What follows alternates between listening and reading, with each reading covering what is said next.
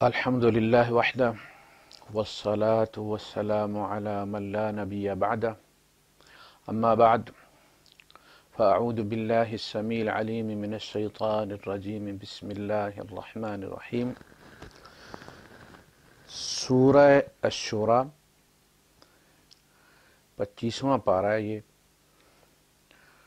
اور اس کی ابتدا ہے، یعنی اس سے 25ویں پارے کی جو ابتدا ہوتی ہے وہ سورہ حامیم السجدہ سے ہے اور وہ مکمل ہوتی ہے 25ویں پارے کے شروع کے پہلے رکوع میں. اس کے بعد یہ سورہ الشورى ہے. حامیم عین سین قاف كذلك يوحي إليك وإلى الذين من قبلك الله العزيز الحكيم. حامیم عین سین قاف یہ حروف مقطعات ہیں. كذلك يوحي إليك اس طرح وحی کرتا ہے آپ کا رب. وإلى الذين من قبلك اور جو آپ سے پہلے تھے ان کی طرف. اللہ العزیز الحکیم. كذلك يوحي إليك وإلى الذين من قبلك اللہ العزیز الحکیم. اس طرح وحی کرتا ہے آپ کی طرف اور آپ سے پہلوں کی طرف، پہلے رسولوں کی طرف، نبیوں کی طرف. اللہ العزیز الحکیم، اللہ زبردست حکمت والا. لہو ما فی السماوات و ما فی الارض اسی کا ہے جو آسمانوں میں ہے اور جو زمین میں ہے. لہو لام تملیک بھی ہے اور لام استحقاق بھی ہے. یہ زمین و آسمان اس کے ہیں، یعنی قانوناً کیونکہ اس نے یہ تخلیق کیے ہیں، اس کا استحقاق ہے یہ، اور اسی کے قبضہ قدرت میں ہے، اس کے قائم رکھنے سے قائم ہے. یہ اس کا حق بھی ہے، اسی کے ہیں، اسی کے قبضہ قدرت میں ہے. وَهُوَ الْعَلِيُّ الْعَظِيمُ اور وہ بلند مرتبے والا اور عظمت والا. تکاد السماوات یتفطرن من فوقہن ایسے لگتا ہے جیسے آسمان پھٹ پڑیں گے، یعنی ان کے اوپر جو معاملات ہیں انسان کے سر کے اوپر. سما سے مراد کیا ہے؟ ما فوق الراس جو آپ کے سر کے اوپر ہے وہ سما ہے آپ کا. یہ چھت جو ہے یہ سما ہے. یہ جو آپ کے سر پر بادل ہوتے ہیں جن سے پانی برستا ہے اور اللہ فرماتا ہے کہ آسمان سے پانی برساتا ہے اللہ، تو اس سے مراد یہ کہ تمہارے اوپر سے اللہ پانی برساتا ہے.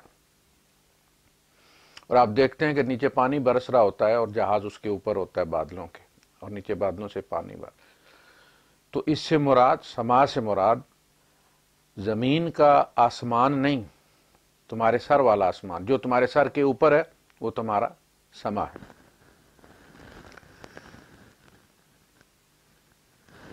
اب جو کچھ ہمارے علم میں آیا اس وقت تک، کائنات کی حقیقت، گلیکسیز اور پھر اس میں موجود سیاروں، ستاروں اور سورجوں کی جو تعداد ہے، اور پھر اس سے اوپر کے جو معاملات ہیں، آگے کے معاملات جہاں تک ہم نہیں پہنچے ہیں، فرمایا کہ ان کا وزن اس قدر ہے کہ گویا آسمان ان کے وزن سے پھٹ جائیں گے. والملائکۃ یسبحون بحمد ربہم اور فرشتے تسبیح بیان کر رہے ہیں اللہ کی حمد کے ساتھ. سبح یسبح اللہ کو ہر عیب سے، ہر کمزوری سے پاک بیان کرنا، کوئی عیب نہیں اس میں، ایسی کوئی چیز جس کو عیب کہا جا سکے وہ اس میں نہیں ہے، وہ ہر اس چیز سے پاک ہے، وہ کمزوری سے پاک ہے، وہ عجز سے پاک ہے، اور تحمید ہر خوبی اس میں بیان کرنا، تسبیح ہر عیب سے اس کو پاک بیان کرنا، یہ دو رخ ہیں، اور ہر خوبی اس میں بیان کرنا، یہ حمد ہے اس کی۔ وَيَسْتَغْفِرُونَ لِمَنْ فِي الْأَرْضِ، فرشتے تسبیح بیان کرتے ہیں اللہ کی، اس کی حمد کے ساتھ، اور استغفار کرتے ہیں ان کے لیے کہ جو زمین میں ہیں۔ اب یہ وہ لوگ ہیں جنہوں نے کہا کہ ہمارا رب اللہ ہے، توحید پر قائم ہو گئے، اور جو دعویٰ کیا اس کے جو مضمرات ہیں، اس کے جو آفٹر ایفیکٹس ہیں، اس کے جو سائیڈ ایفیکٹس ہیں، اس کے جو پھر جو بھی قیمت ادا کرنی پڑے انہوں نے ادا کی، مگر اس کلمے پہ وہ ڈٹے رہے، اس توحید کے کلمے پہ۔ ان لوگوں کے لیے یہ سب سے بڑی بشارت یہ ہے کہ ان کے لیے فرشتے اللہ پاک سے استغفار کرتے ہیں، یہ ان کی دوستی ہے اہل توحید کے ساتھ۔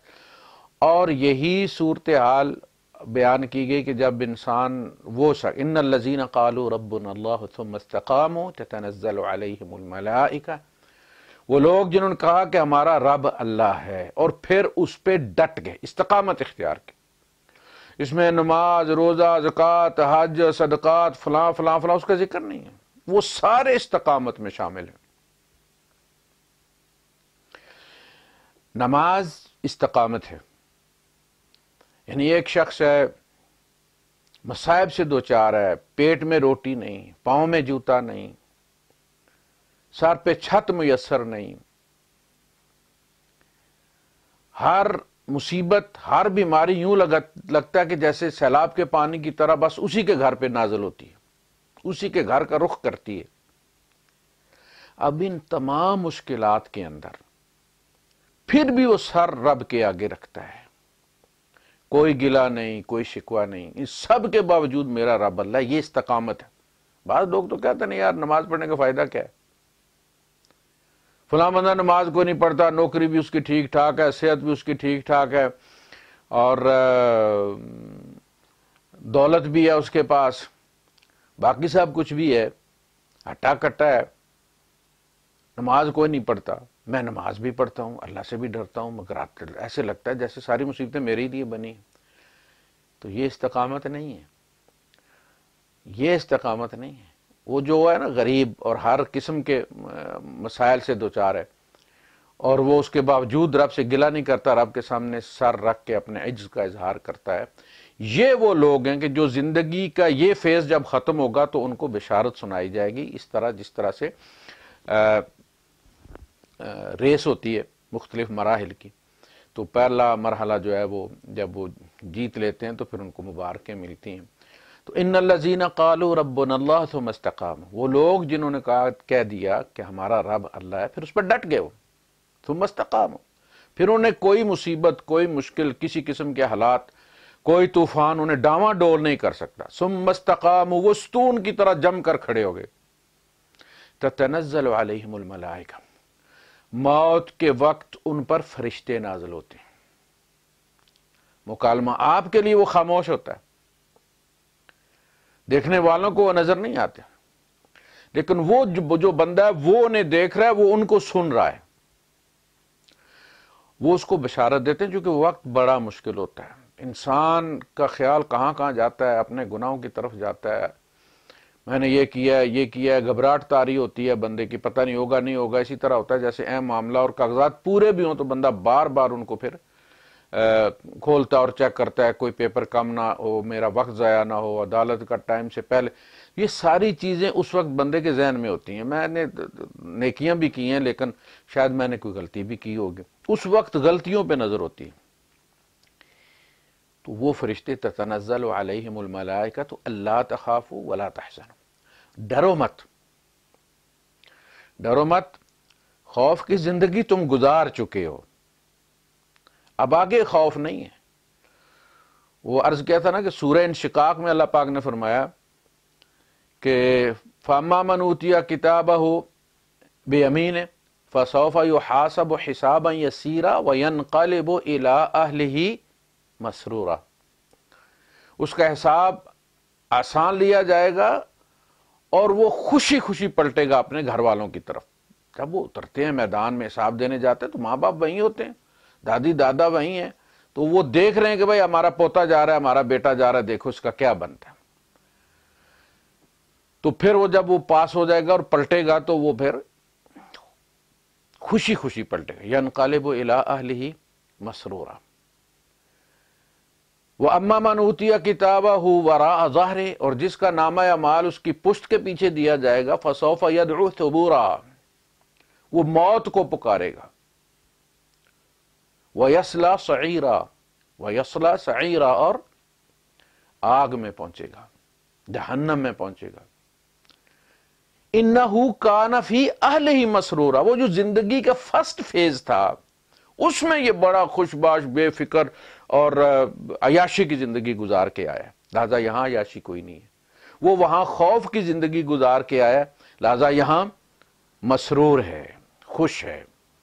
تو فرشتے کہیں گے اللہ تخافوا, کہ ڈرو مت, ولا تحزنوا, اور غم مت کھاؤ, اللہ بہتر کرے گا تمہارے لیے. وہ جن نمازوں کے تمہیں فکر ہے اللہ بس جیسے بھی ہیں وہ قبول فرما لے گا. بندے کو فکر ہوتی ہے نا, پتہ نہیں یہ قبول ہوگا بھی یا نہیں ہوگا. جیسے کہیں کھڑے ہوں قطار میں اور ڈر ہوتا ہے کہ پتہ نہیں یہ کیش مانگیں گے یا کارڈ سے لیں گے پیسے. کارڈ سے لیں گے تو ٹھیک ہے, کیش تو میرے پاس ہے نہیں, پھر لائن سے نکلنا پڑے گا, نئی مصیبت پڑے گی. تو آخرت کے معاملات تو اور زیادہ گمبھیر ہوں گے. اللہ تخافوا ولا تحزنوا وابشروا بالجنہ,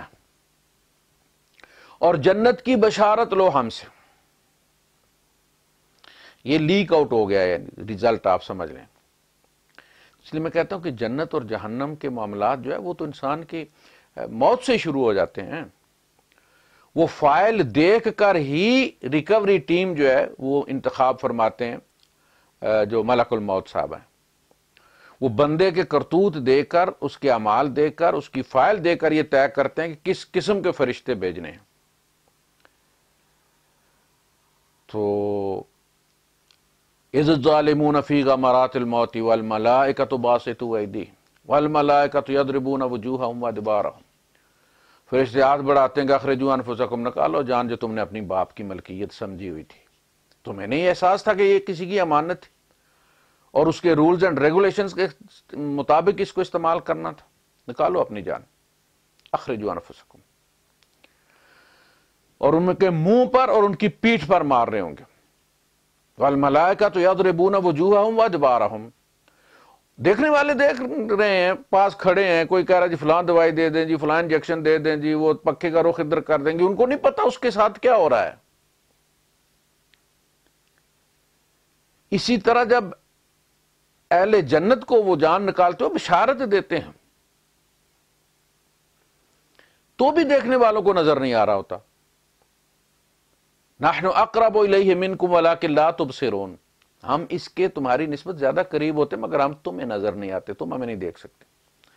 یعنی یہ جو آخرت کے معاملات چل رہے ہوتے ہیں اس وقت یہ اس کی طرف اشارہ ہے.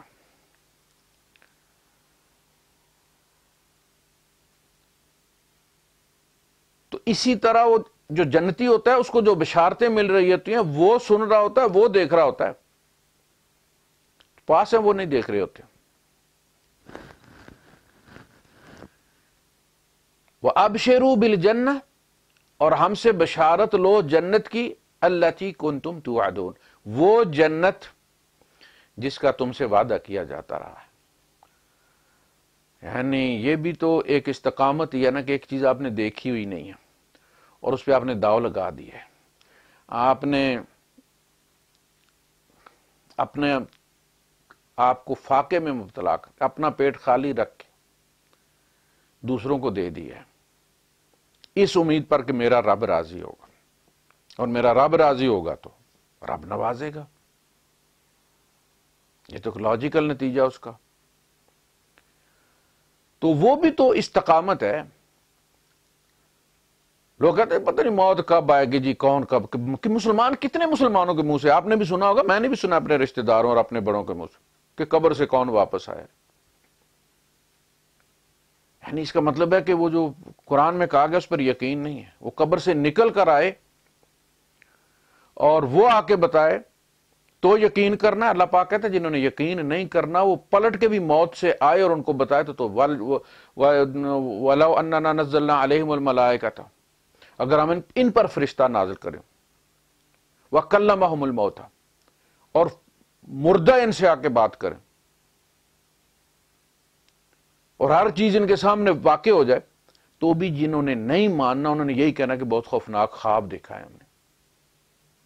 یہاں کہہ دیں گے کہ جیسے اللہ پاک نے فرمایا کہ اگر ہم ان پر قرآن جو ہے وہ ان پر نازل کریں فی قرطاس، وَلَوْ نَزَّلْنَا عَلَيْكَ کِتَابًا فی قرطاس، ہم آپ پر وہی اس طرح نہ کریں بلکہ لکھا لکھایا ہوا پیپر آپ کو دیں. فَلَمَسُوهُ بِأَيْدِيهِمْ، یہ ہاتھ سے چھو کر اس کو دیکھیں کہ یہ ورق ہے اور یہ نازل ہوا ہے، تو کہیں گے کہ جادو کیا گیا، ہماری آنکھیں بند گئیں. جنہوں نے نہیں ماننا نہیں ماننا. اس حالت میں کنتم توعدون، تم وعدہ کیے جاتے رہے ہو. جہاں مشکل پڑی تو تمہارا تو ہے کہ کوئی بات نہیں، اللہ جنت دے گا. بچہ مر گیا، کوئی بات نہیں، اللہ پاک تمہیں اس صدمے کا عوض عطا فرمائے گا. وہ جو وعدے تھے وہ اب وفا ہونے کا وقت آ گیا ہے. وہ جو فصل بوئی تھی وہ کاٹنے کا وقت آ گیا ہے. اس صبر کے میٹھے پھل کا وقت آ گیا ہے. اب فکر مت کرو، ہم سے بشارت لو اس جنت کی جس کا تم سے وعدہ کیا جاتا رہا ہے. نحن اولیاؤکم فی الحیات الدنیا وفی الآخرہ، ہم دنیا میں بھی تمہارے دوست تھے. یہ دوستی ہے. والملائکۃ یستغفرون لمن فی یسبحون بحمد ربہم ویستغفرون لمن فی الارض، وہ اپنے رب کی تسبیح و تحمید کرتے ہیں اور زمین والوں کے لیے استغفار کرتے ہیں. بندہ تو کرتا ہی کرتا ہے، لیکن اس موحد کے لیے، اس عمل صالح کے والے کے لیے فرشتے بھی استغفار کرتے ہیں اللہ پاک سے. اور وہ دعائیں قرآن حکیم میں مختلف جگہ پر بیان کی گئی ہیں. ربنا وادخلہم جنہ، یا اللہ ان کی اولاد کو بھی ان کے ساتھ ملا دے، ان کو جنت میں اکٹھا کر دے، ان کے گناہ معاف فرما دے، انہیں آگ سے بچا لے. وہ استغفار کی وہ ساری دعائیں بھی فرشتوں کے استغفار کی وہ ساری قرآن حکیم میں بیان ہوئی ہیں مختلف مقامات پر. نحن اولیاؤکم فی الحیات الدنیا، یہ ہے ان کی دوستی دنیا میں ہمارے لیے، اہل توحید کے لیے، اللہ والوں کے لیے، کہ وہ اللہ سے استغفار کرتے ہیں اس بندے کی طرف سے. نحن اولیاؤکم فی الحیات الدنیا وفی الآخرہ، اور زندگی کے سیکنڈ فیز میں بھی، لاسٹ فیز میں بھی ہم تمہارے دوست ہیں.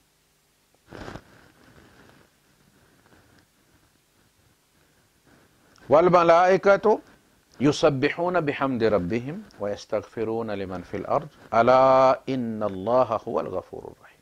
خبردار، بے شک اللہ ہی ہے وہ بخشنے والا، رحم کرنے والا. یعنی اصل میں حقیقی بخشنے والا اور رحم کرنے والا اللہ ہی ہے. ہم لوگ جو ایک دوسرے کو معاف کرتے ہیں، بخشتے ہیں، ہم بخشتے نہیں ہیں. ہم اس کو پینڈنگ میں رکھ دیتے ہیں کہ پھر دیکھیں گے اس کو، فی الحال دوسرے فولڈر میں اس کو رکھ لیتے ہیں. اور جب کبھی پھر کوئی تنازع کھڑا ہوتا ہے تو وہ پچھلے سارے جن کی معافی تلافی ہو چکی ہوتی ہے، شب برات پہ معاف کر دیا، یہ بھی تو ایک متھ ہے نا. شب برات میں معاف کر دیا جی، معاف کرے جی، وہ معاف کرے، سارے معافی مانگتے ہیں اور وہ کہتے ہیں جی اللہ پیر بخشے ہے. ہمارے یہاں یہ جملہ بولا جاتا ہے جواب میں. وہ سارے معاف کوئی نہیں کرتا، بس مناسب وقت کے لیے اس کو تیز کر کے رکھ لیتا ہے کہ کب اس کو استعمال کرنا. معاف صرف اللہ کرتا. حقیقی معاف کرنے والا وہی ہے کہ بخش دیتا ہے تو پھر بخش دیتا ہے اور جانتا ہے. وَيَعْلَمُ مَا تَفْعَلُونَ، اسی صورت میں آپ دیکھیں گے وَهُوَ الَّذِي يَقْبَلُ التَّوْبَةَ عَنْ عِبَادِهِ، وہ اپنے بندے کی توبہ قبول کرتا ہے اور جانتا ہے کہ تم کیا کرو گے. یعنی یہ جاننے کے باوجود ہمارا مستقبل اللہ کے لیے ایسے ہی ہے جیسا ہمارا ماضی ہے، اور جس طرح ماضی ہمارا تاکیدی ہے اس میں تبدیلی نہیں ہو سکتی، اللہ کے علم میں ہمارے مستقبل کے بارے میں بھی کوئی تبدیلی نہیں ہو سکتی کہ اللہ کے علم میں تو ہو کہ میں نے یوں کرنا ہے اور میں اس کے خلاف کر دوں۔ اسے سب معلوم ہے، معلوم ہونے کے باوجود وہ توبہ قبول کر لیتا ہے کہ اس وقت تو یہ بندہ سنسیئر ہے نا، اس وقت تو صدقے دل سے مانگ رہا ہے، لیکن اس نے کر غلطی پھر کرنی ہے، لیکن وہ اس حال میں بھی وَهُوَ الَّذِي يَقْبَلُ التَّوْبَةَ عَنْ عِبَادِهِ وَيَعْفُو عَنِ السَّيِّئَاتِ، وہ اپنے بندوں کی توبہ قبول کرتا ہے، ان کی سیئات معاف فرماتا ہے، وَيَعْلَمُ مَا تَفْعَلُونَ، درآں حالے کہ جو تم کرو گے اسے معلوم ہے۔ توبہ ٹوٹنا، ہماری توبہ ٹوٹنا اللہ کے لیے کوئی سرپرائز نہیں ہوتا۔ جی میں نے توبہ کی تھی، جی پھر گناہ ہو گیا، جی اب کیا، اب میں توبہ ہی نہیں کرتا، یعنی یہ نہیں کہتا کہ اب میں نے گناہ ہی نہیں کرنا، کہتے اب میں نے توبہ ہی نہیں کرنی، زہر کھانا ہے، تریاق نہیں کھانا۔ تو بھائی توبہ اگر تم نے کرنی ہے آئندہ تو گناہوں سے کرو، توبہ سے تو توبہ نہیں ہے، توبہ تو ہماری ضرورت ہے۔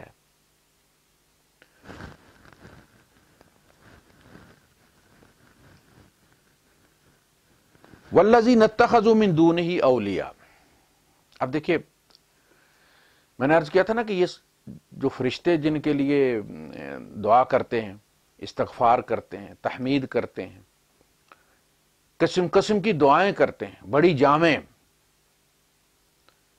وہ اہل توحید کے لیے ہیں، مشرک کے لیے اس میں کوئی حصہ نہیں ہے۔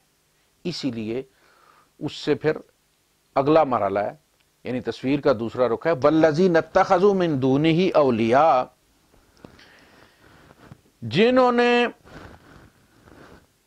اللہ کے سوا سرپرست بنا لیے ہوئے ہیں، فلاں کا دامن، فلاں کا ہاتھ پکڑ کے، فلاں کی بغل میں، فلاں کی دھوتی میں چھپ کے ہم نکل جائیں گے، یہ سارے سرپرستی ہے نا۔ پھر اس کے لیے یہاں جب آپ انشورنس کرواتے ہیں تو اس کا پریمیم دینا پڑتا ہے، پھر یہاں جاتے ہیں، پھر قبروں پہ چڑھاوے چڑھتے ہیں، پھر ذبیحے ہوتے ہیں، اور جس آیت میں خنزیر حرام ہے اسی آیت میں استحان پر، مزار پر ذبح کیا ہوا بھی ہے، خنزیر اور مزار پر ذبح کیا ہوا، اور اس نیت سے ذبح کیا ہوا کہ وہاں ثواب زیادہ ہوتا ہے اور صاحب بابا جی خوش ہوتے ہیں، خنزیر اور وہ دونوں ایک ہی چیز، ایک ہی آیت میں حرام ہے۔ وَمَا ذُبِحَ عَلَى النُّصُبِ، آپ نے بسم اللہ اللہ اکبر کہہ کے ذبح، پورا قرآن پڑھ کے آپ نے ذبح کیا ہے، لیکن وہاں کا ذبیحہ حرام ہے، اس لیے کہ اس سے آپ کو خوشنودی اس قبر والے کی مطلوب ہے، آپ ایک تیر سے دو شکار کرنا چاہتے ہیں۔ ہاں یہ ممکن ہے کہ آپ غریبوں کو کھلانا چاہتے ہیں، تو آپ کو پتا ہے کہ اس وقت غریب یا مسکین یا بھٹکے ہوئے یا جن کے تو وہ فلاں جگہ ہوں گے، وہ اس وقت داتا صاحب ہوں گے، تو وہاں جا کے ان کو بانٹی جا سکتی ہے کہ جہاں مسکین اکٹھے ہوں، لیکن آپ وہاں جا کے ذبح نہیں کر سکتے، اسے سفر کرا کے نہیں لے جا سکتے۔ آپ جانور کو ثواب کی نیت سے سفر کرانا کسی جگہ کی طرف، وہ صرف منا ہے بس، جس طرف نبی کریم صلی اللہ علیہ وسلم بھی اپنا 100 اونٹ لے کر گئے ہیں، جہاں جا کے نبی نے ذبح کیا ہے، اگر مدینے میں ذبح کرنے کا ثواب ہوتا تو حضور اس کو مکے نہ لے جاتے، مینا نہ لے جاتے، یعنی ثواب زیادہ کی نیت سے اگر آپ نے کرنا ہے۔ باقی ذبیحہ تو اللہ کی راہ میں اگر آپ ذبح کریں تو اس کو مدینے میں ذبح کریں یا بیت المقدس میں ذبح کریں، یا آپ اس کو ملتان ذبح کریں یا آپ اس کو پنڈی ذبح کریں، ایک جیسا ثواب ہے، ایک جیسا ثواب ہے، ذرا فرق نہیں اس میں۔ ثواب صرف مینا میں لے کر جانے کا ہے، تو جو اس ثواب کی نیت سے لے کر جائے اور مزار پہ ذبح کرے وہ اسی آیت میں وَمَا ذُبِحَ عَلَى النُّصُبِ، جو استحانوں پر، مزاروں پر ماڑیوں پر جا کر تم ذبح کرتے ہو، وہ بھی حرام ہے۔ انما حرمت علیکم وحرم علیکم۔ تو جنہوں نے وہ سرپرست بنا لیے ہیں، واتخذوا من دون اللہ انداد، ند، لا ند لہ، کوئی ند بھی نہیں ہے اس کا کہ کہا جا کہ جی فلاں اس کی جگہ یہ کام کر دے گا۔ اللہ حفیظ علیہم، اللہ ان کی نگرانی کر رہا ہے، نگہبان ہے، دیکھ رہا ہے وہ کیا کر رہے ہیں۔ وما انت علیہم بوکیل، اور آپ ان پر داروغے نہیں ہیں، یعنی ہمیں پتہ ہے کون شرک کر رہا ہے۔ جیسا کہ اللہ کے رسول صلی اللہ علیہ وسلم نے فرمایا نا، من صلی یرائی فقد اشرک، جس نے ریاکاری کی نماز پڑھی اس نے شرک کیا۔